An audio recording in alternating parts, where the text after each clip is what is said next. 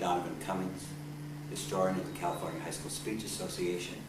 And this Hall of Fame interview is being held at California State University, Long Beach on the weekend of our high school state speech tournament 2001. In fact, it's being held on May 6th. The young lady I'm going to interview today was elected to the Hall of Fame in 1995. And prior to her election beginning in 1994, she was elected as president of the California High School Speech Association and served till 1998. Now you have to understand that this interview is special because it was supposed to be held yesterday, but she refused to be interviewed because it was the Kentucky Derby.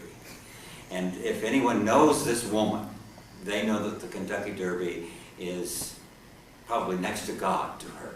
So with that in mind, welcome Andara to a Hall of Fame interview. And I wish you would stop holding this tournament on the first Saturday in May. I know that she worked very hard that one year we would change the date just so she could go to the Kentucky Derby. And you did, and thank you very much. Okay, Andara, let's go back and talk about you know, those days that are a little hard for us to remember sometimes. Probably not for you, but for me at least. That's back when we were in, where we were born, where you went to high school, and did you compete in high school? Yes, I did. I did compete in high school. I attended high school in the state of Washington and graduated from Bainbridge Island High School on Bainbridge Island. And Bainbridge Island is a community outside of Seattle that you have to take a boat to get to. And we competed there, and one of the reasons you joined the speech team was you got off the rock. You got off the island. Another reason that I was involved with the competitive speaking there was that my mother made me. And you have to understand that I was the second generation of this. My mother, in 1938, entered an oratorical contest in the state of California that represented the beginnings, I believe, of competitive speech in California in 1938 in the Bay Area at San Leandro High School. So to get off the rock, and because she made me, I was involved with competitive speech. Okay, what events did you do? Oh, I was involved in debate. I was a debate nerd, and I do hold a women's extemp championship in the state of Washington. No, I know this is not an athletic interview, but you have to understand that this woman loves athletics as well as her speech. Now, I understand why you're talking about the Seattle Mariners. Yes. Having been born in Washington and family in Washington. All right, from there, where did you go to attend college before you started speaking? I went way far away from home. I went across the Sound and 15 minutes up the freeway. I went to the University of Washington. Uh-oh. And the University of Washington is 35 minutes from our home, but a world away, to quote my father. And I went to the University of Washington and competed at the University of Washington for 4 years. And in what events? And once again, I was involved in debate. It was the beginnings of what is the policy, well, what an answer to the policy debate. It was value judgment debate, two-man value judgment debate, seated debate. Right. Was the beginning of seated debate, and did very well.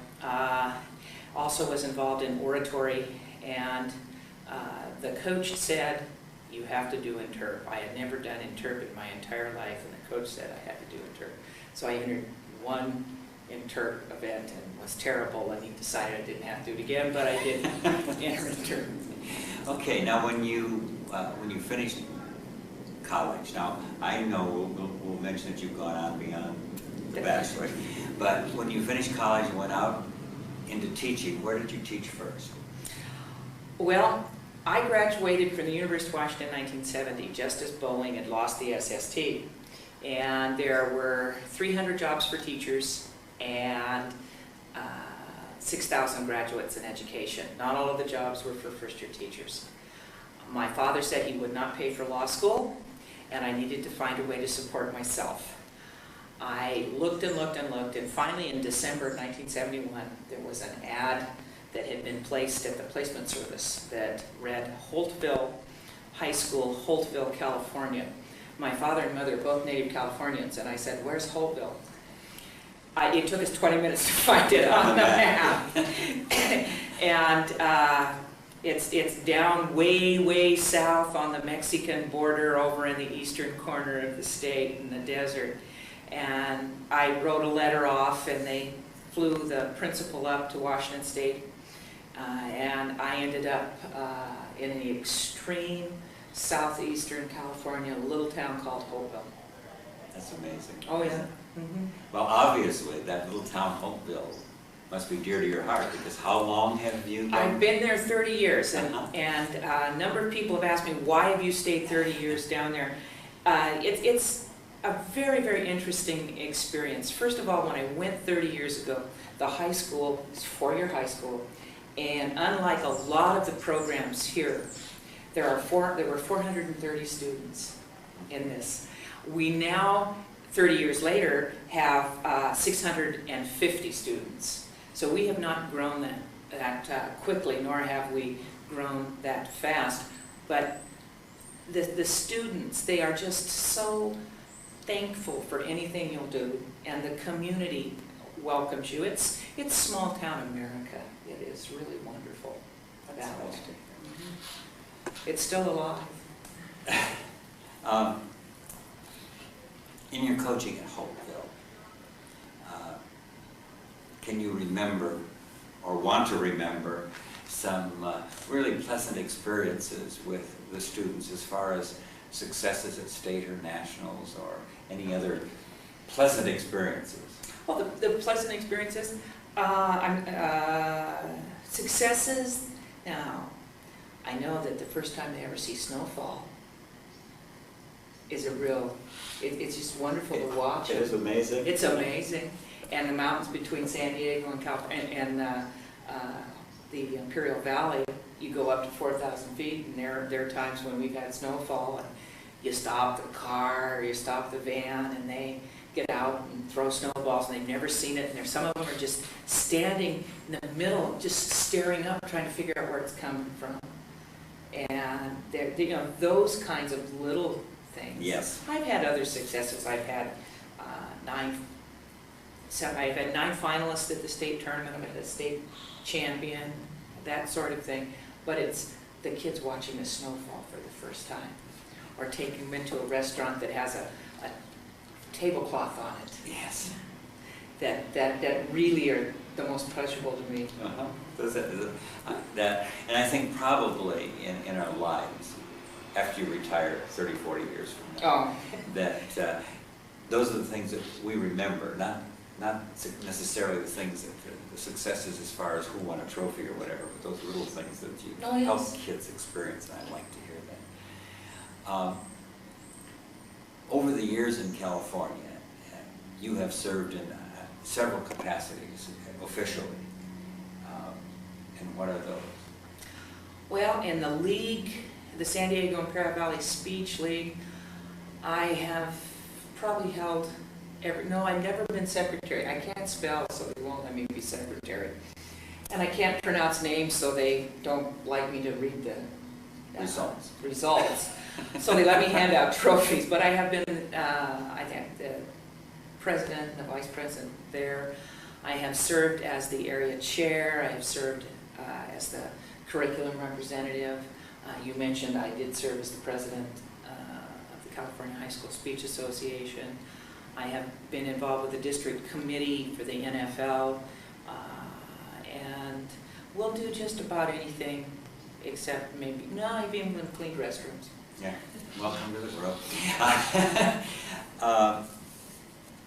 Certainly coming from Washington and coming to California and moving down to Holtville, you must have sought some people that would give you help, people that you now remember were significant in getting you going in California. Who were those people?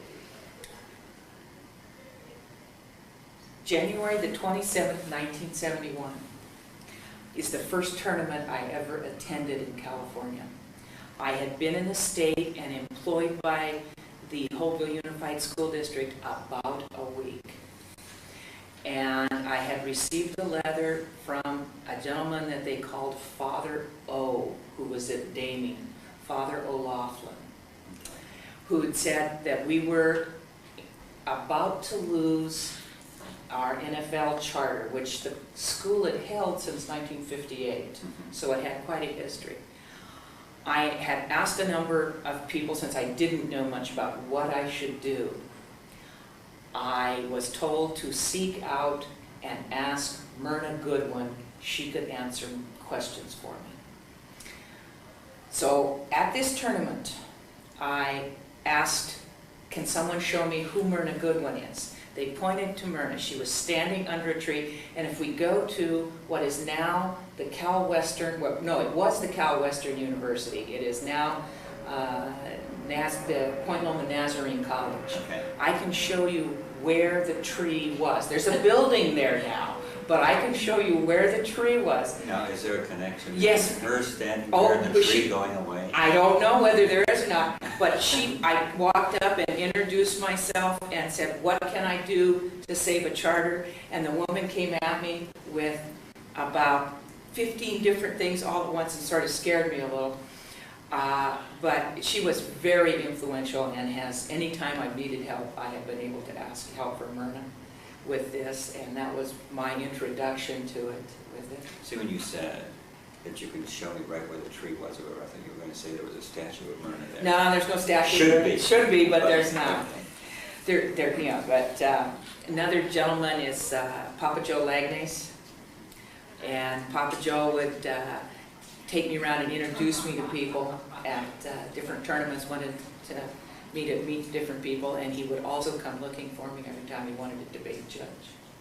And at high. See, now this is being recorded, so I think it needs to be noted that I was told by this young lady that she had a rare interview with Joe Lagnes on tape. I do. And she still I've got to has find not it. located it. If you really want to know the truth, I can't find it. No, I know that's true, but you must have hundreds and hundreds and hundreds of tapes if you can't find it. Otherwise, you go home and you start playing all of them until you find it. Don, Now, that would be a real treasure. do you know that. how many tapes I have? I said probably hundreds and hundreds. I and have hundreds. about 500 Okay. videotapes. Start. Okay. Anyway, that would be a real treasure, and I'm Okay. sure it was nice for you to know Joe. Joe was It's one of another- those fellows that was just, Oh, Joe was just terrific, yeah. And there's another gentleman that we have, I think needs to join our ranks, and I'm going to see if the San Diego Speech League can't do something about that. But it's Cliff Roach. yes. Cliff Roach for the longest time was at Oceanside Mhm. and then to El Camino, and Cliff would answer question after question after question after question with those. And I think that Cliff needs to join our ranks with this as a Hall of Fame member, because he did an awful lot for Yes, California. yes, certainly did. Having served in many capacities and having taught for a number of years and competed and so forth, what do you think is special about speech competition in California? It's inclusive. It doesn't matter what size school you come from.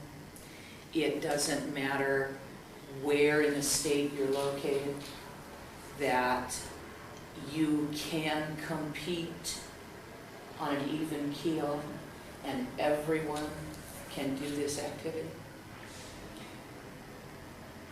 Now, certainly, again, with the leadership that you have shown and your contributions and that sort of thing,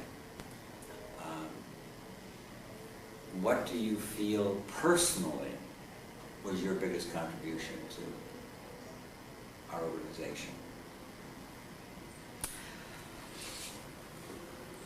My personal contribution to the organization may have been the fact that I have 3 ex-students who competed for me, who are involved in keeping the programs going other places.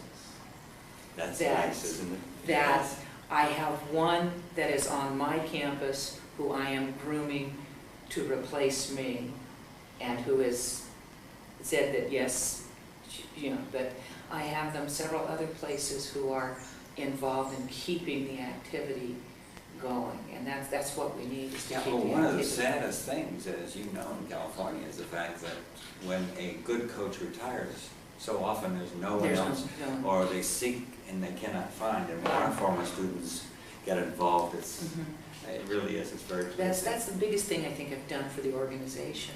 I mean, it's like our new VP activities, as a former student of mine. Right, so yes. That makes me very happy, so I know exactly what you're talking about. But at the same time, there are some things that you might think we could do better, or some changes that we should make. I think the tournament has gotten too large. I think that it's good and it's bad, that it's a bit like Topsy, it's just sort of grown, and that if we could figure out a way to make it a little more user-friendly, possibly. I don't have an answer for how to do that. Now, what do you mean by user-friendly? I have, well, you know that as the president of this organization, you really don't have a job at this tournament. The VP Activities runs the tournament, and the people in the judging, or not in the judging houses, in the tab rooms tab the tournament. So you walk around and talk to the individuals, and we have an awful lot of coaches out there who don't feel connected, and that we need to find a way to make them feel more connected and a little, I think, more user-friendly, so that they don't see what's going on is going on without them. That this is something that happens, and possibly a little more user-friendly with it. It might make it a little...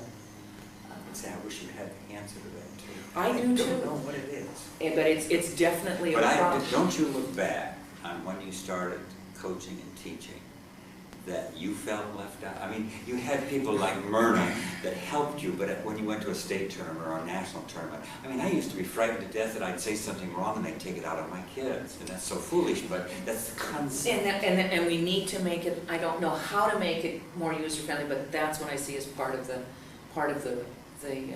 trouble that we have. And I don't know if it is because it is too large or what, but that's one of the things we need to do. I know I shouldn't be interjecting here with anything for you, but since we're on this nice discussion, I think it's very hard for a lot of schools that are very small to get one student to state to feel fitting in, when you have some schools that are qualifying 25, 30, 35, 40 students. Extremely difficult that way. I know that in the San Diego Imperial Valley Speech League, of which I'm a member, that this year we had 18 schools at our qualifier, and that of those 18 schools, there were 16 that qualified outright. How nice. Some of them, yes, were like the Mount Miguel's and the Oceansides that qualified 15 and 20. But there were a number, like my own, that just qualified maybe 1 or 2 students with it. And that it becomes very difficult because the league president, and that's the person that they recognize, the league president cannot be out more to help some of these young coaches with this, to try to make them feel, less right, with a barrier between them. But the league presidents, they're running the tournament. It's very difficult. It's something that I don't know quite what to do.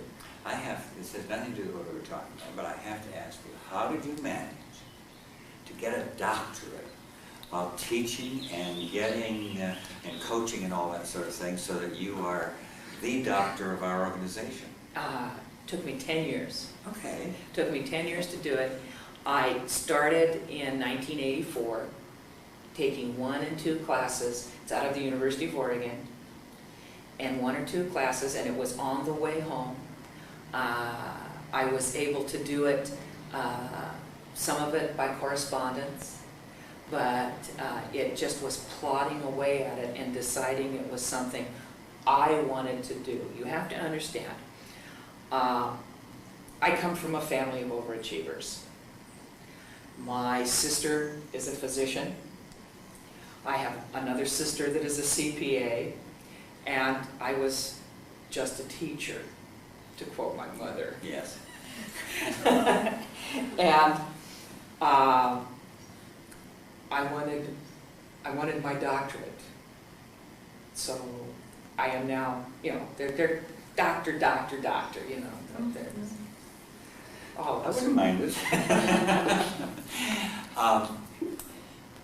Can you think of some experiences in coaching and teaching that might have been very funny, or any that seemed a little on the tragic side? Well, the tournament in San Jose, the year of the King riots. Right, okay. And they came to us and said, we're closing down the campus. Mm-hmm. You cannot be on this campus after dark. Mm-hmm. I was an area chair at that time, and we had debate rounds we had to run. And we were lucky enough to get in the IE round we needed to get run before dark, but we had debate rounds that we had to run. And I remember sitting in the lobby of what was then the Red Lion, which I think now is the Doubletree in San Jose, with Robin Rocco trying to entice people over to judge rounds as they were checking into the hotel, to entice them over to judge rounds. We had so that we could set them up to hotel rooms where there were two teams and a judge. You know, it was in fact, we went to one judge because we couldn't, but we're trying to entice them over there, made all kinds of deals with them, that sort of thing. That vividly sticks in my mind with the tournament that way. That we were adaptable, and we rolled with the punches with that kind of thing. Also, at the last time it wasn't the last time, but one of the times we were in Fresno, and the curmudgeon Larry Smith, who made fun of everybody and everything, lost the HI balance and couldn't find. That's an infamous tourney, and it is one that the story changes immensely over the years. I don't know. It was one event, then it was all the events, and then it was a certain coach, and then it was, you know, I mean, it's fun one to remember because you don't know what the facts really are. But Larry lost Larry Smith lost the HI balance. So. Do you remember the first time that you were at a tournament, state tournament, and I was there, and what you were doing?